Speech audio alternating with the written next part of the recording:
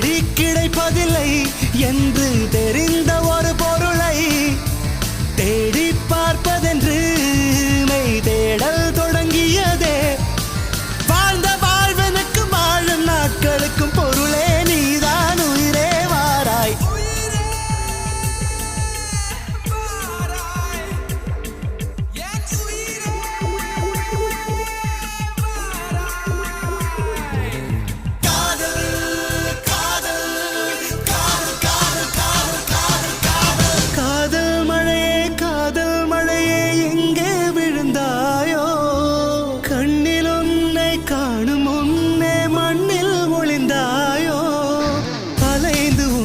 அடைவது வாழ்வில் சாத்தியமா?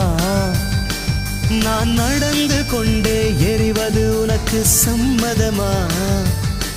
அடி உனக்கு மனத்திலே என்